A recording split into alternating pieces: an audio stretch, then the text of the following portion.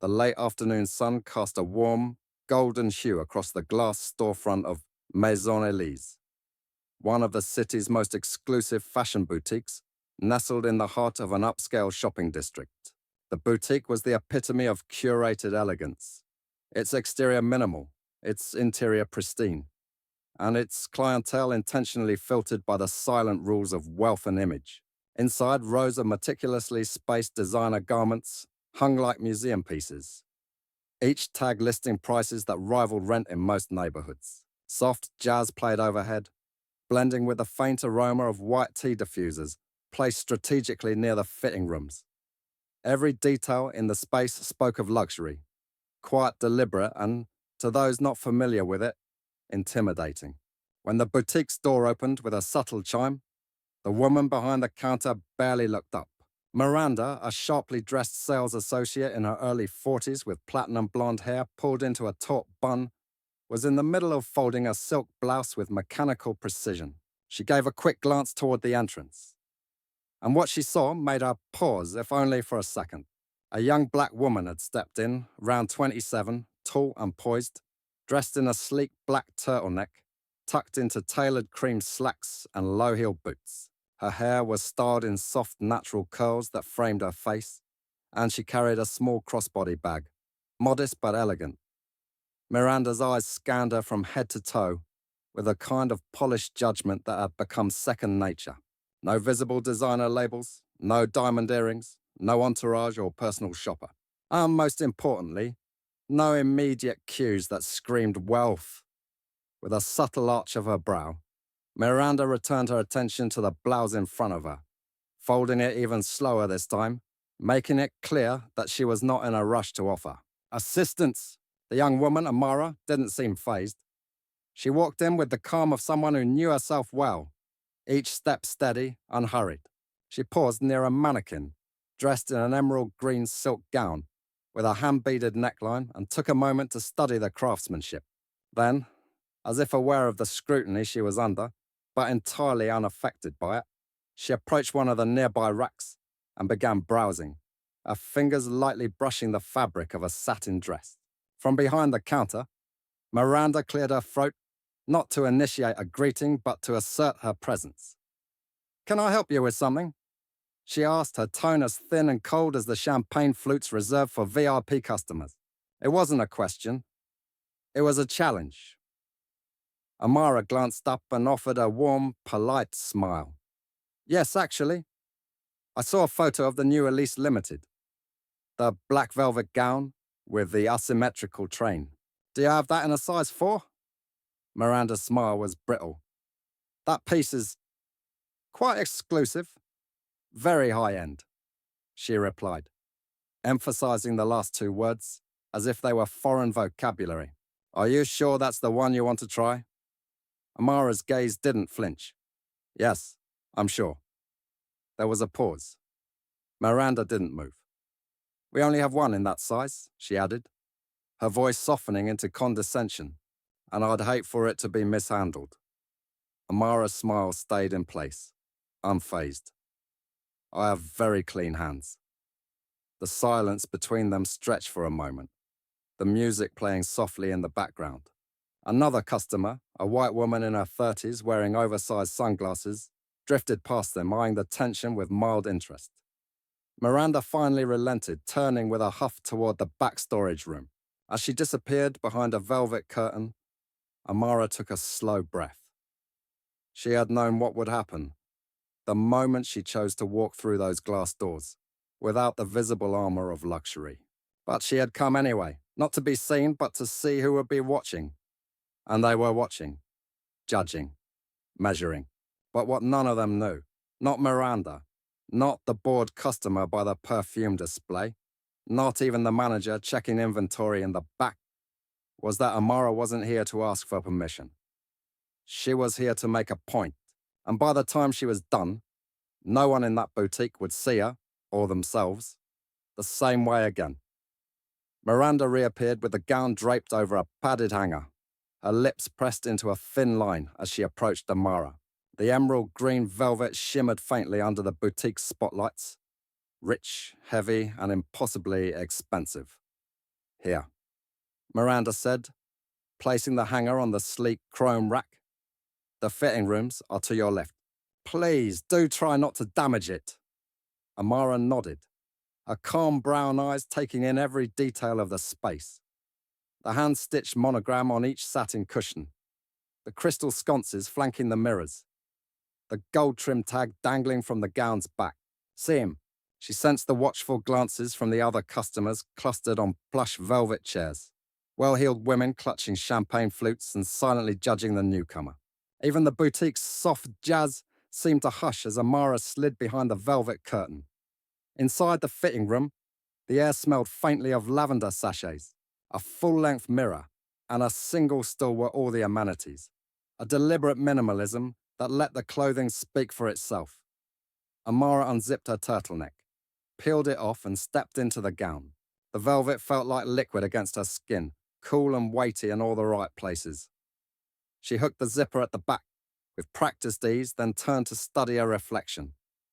At first, she barely recognized herself. The gown hugged her curves, the asymmetrical train trailing behind her in a soft cascade. She smoothed the fabric over her hips, raised her chin, and allowed herself a moment of quiet pride. For an instant, she felt invincible, no longer subject to silent judgments, but simply a woman wearing art. Then the curtain pulled back and Miranda slipped into the room with a clipboard in hand. "It's been stunning," she said, her voice clipped. However, she glanced down at the price tag resting on the stool, as if it were a confession. "It's quite an investment." Amara met her gaze in the mirror. "I know," she replied, her tone steady. "That's why I wanted to try it on." Miranda's lips tightened.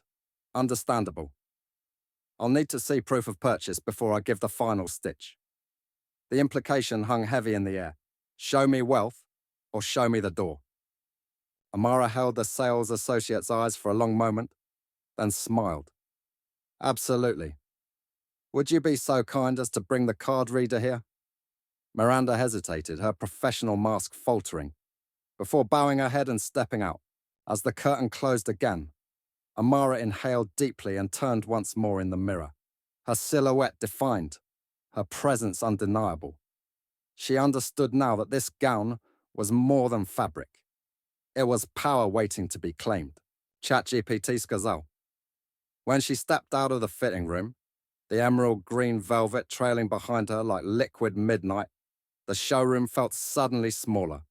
Every polished surface, every mirrored panel, focused on the single moment to come. Miranda stood behind the low marble-topped counter, clipboard in hand, eyes flicking between Amara and the price tag, as if it were a gauntlet thrown. The quiet jazz that had filled the space stuttered, replaced by an almost imperceptible hush, as Amara laid the gown gently across the counter.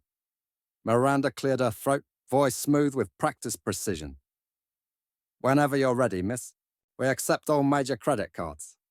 The smile she offered was cool, polite, but containing a clear undercurrent of expectation. Amara nodded, lifting a small black clutch from her arm. She retrieved a sleek metal card etched with a subtle black-on-black monogram. The boutique's other customers watched in silent fascination.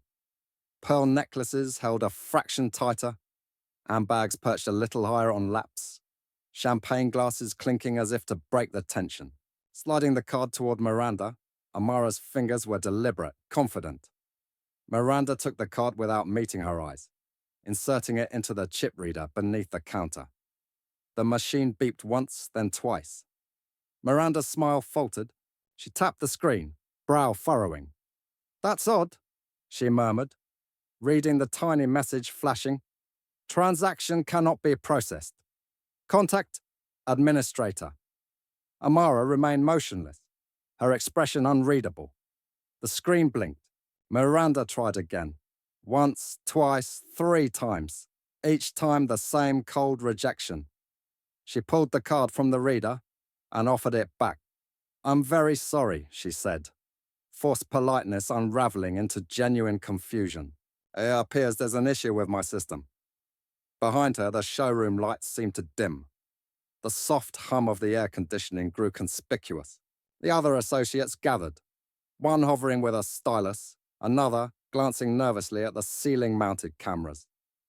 Even the customers shifted, glancing at each other as though the air had turned to glass, precarious and breakable. Miranda's voice wavered. "Let me call someone." She reached for the boutique's internal phone, her fingers knocking against the marble. She dialed quickly, an extension, an urgent buzz in her voice, then set the handset down. "I've called our systems administrator. Should be up any second." Amara closed her eyes just a moment, then opened them, calm as dawn. She spoke softly. "Take your time." Her posture was straight, dignified. The weight of the gown seemed to anchor her to the moment. No longer a test, but a turning point. Minutes stretched. The soft click of phones being answered echoed from the back office. Every passing second deepened Miranda's panic. The register's screen now displayed a full shutdown sequence, the cursors blinking at the top of blank consoles. Then, with a final mechanical sigh, the entire system went dark. Monitors flickered off. The credit card terminals fell silent. Overhead, the jazz track ground to a halt. The showroom lights kicked into backup mode, halogen bulbs bright and unforgiving. In the sudden starkness, Amara's silhouette stood out, resolute, unbowed. The other customers rose from their seats, some gathering near the door, others stepping forward in strange solidarity. One whispered, "What's happening?" Another pulled out a phone, not to record Amara's embarrassment, but to capture the spectacle of the failing system. Miranda stared at the dead terminals, a hand resting on the counter's edge. "I've never seen this happen before," she stammered, voice small. Amara stepped closer, the velvet train sweeping behind her. Her voice remained soft, but it carried easily through the electric hush.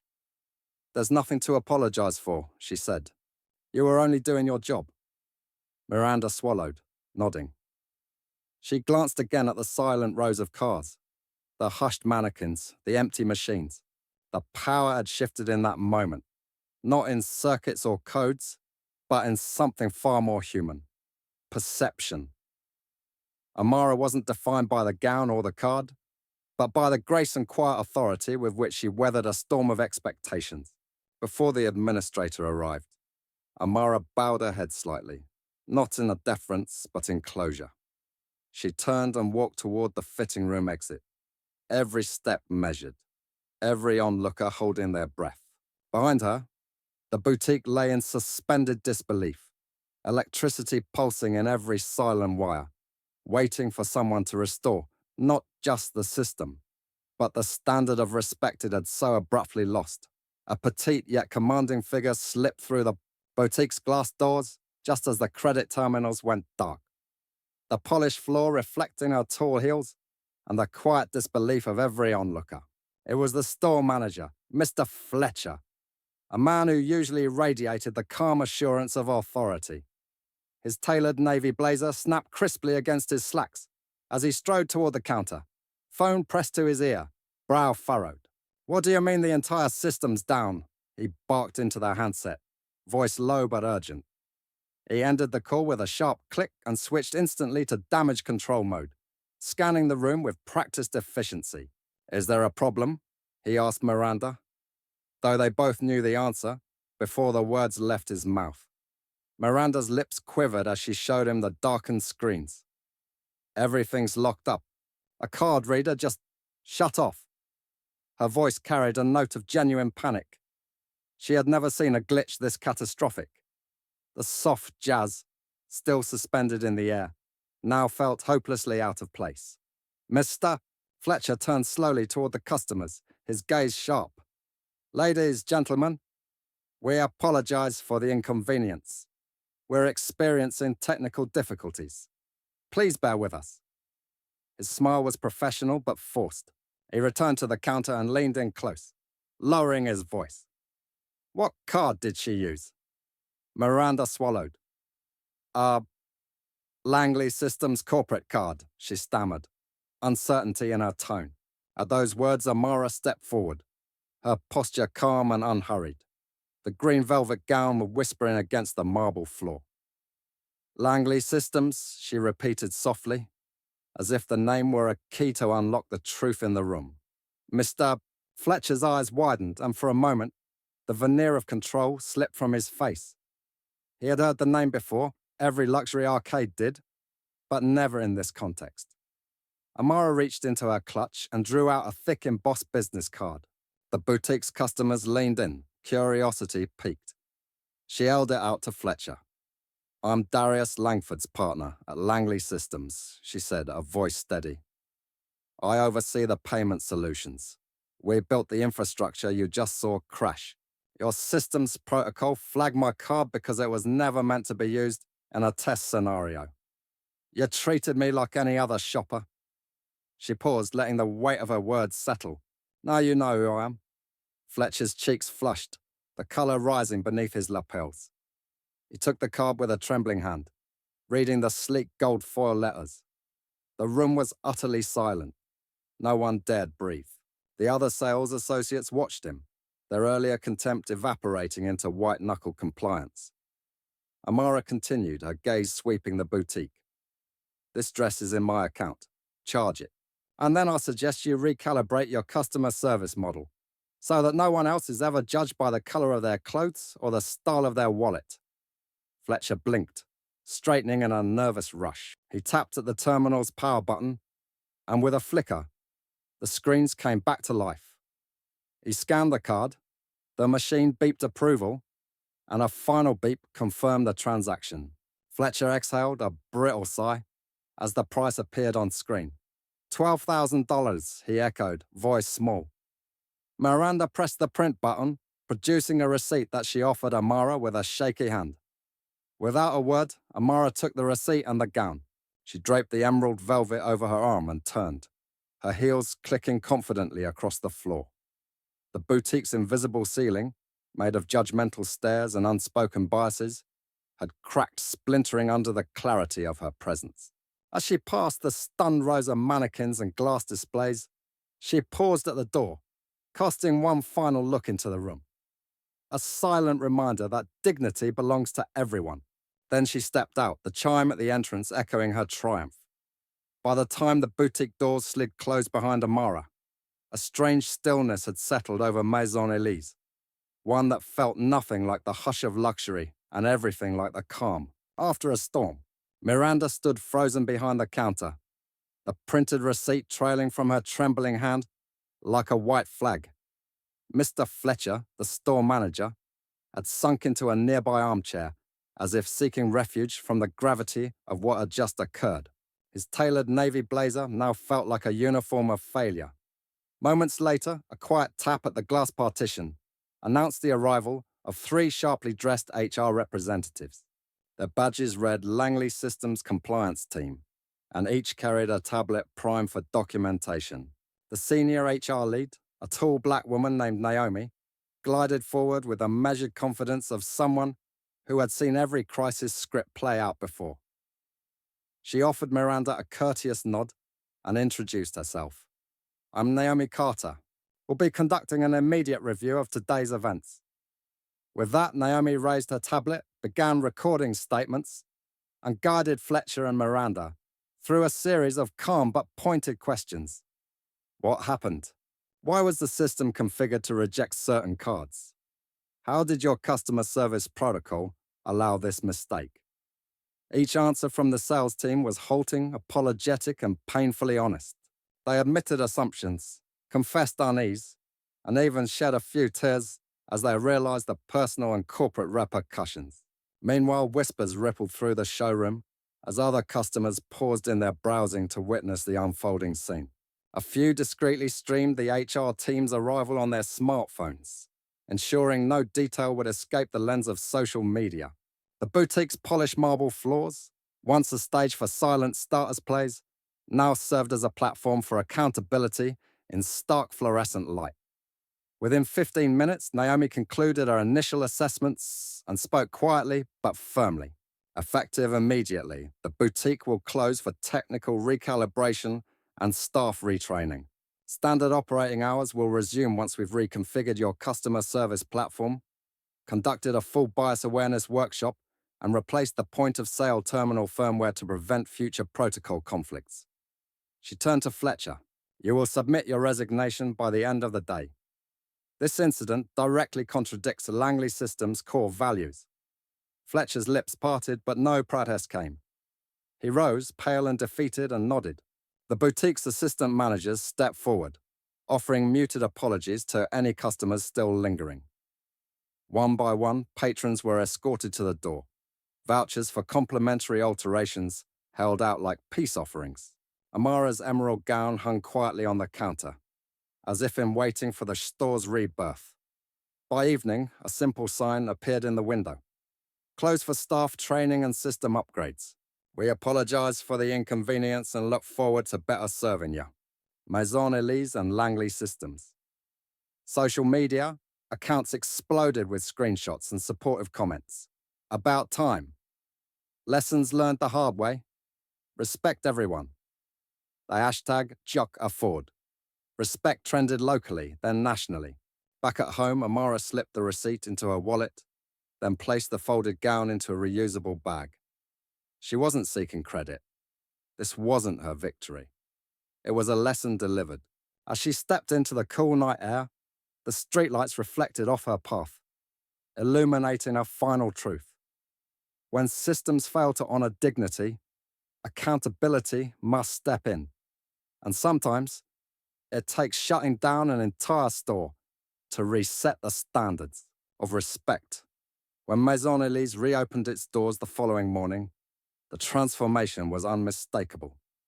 The gleaming marble floors now bore a simple banner above the entrance. All are welcome. Every customer respected. Inside, the meticulously arranged racks remained, but the air felt warmer, less oppressive. A trio of sales associates in sleek navy uniforms, freshly trained and handpicked by Langley Systems, stood near the entrance, greeting every visitor with genuine smiles and eye contact. Gone were the silent judgments. In their place was an earnest offer of assistance to each person who crossed the threshold. At the far counter, Evelyn, once a bystander, stood confidently, her posture relaxed yet poised. Behind her, a new manager named Jordan, of mixed heritage and known for his inclusive leadership style, reviewed a tablet showing real-time feedback. 98% of customers felt valued and respected. He nodded in satisfaction, then caught sight of a familiar figure drifting through the doorway. Amara entered wearing casual denim, the emerald gown and high drama of yesterday long stowed away. She carried only a small tote and an easy smile. The staff noticed her immediately, but this time there was no hesitation, only a respectful greeting. Good morning, Miss Scott, Jordan said warmly, using Amara's real name this time. Welcome back. His tone carried no pretense. It was genuine. Evelyn approached, handing Amara a loyalty card embossed in green velvet. We'd love for you to join our new Maison Elise community, she said.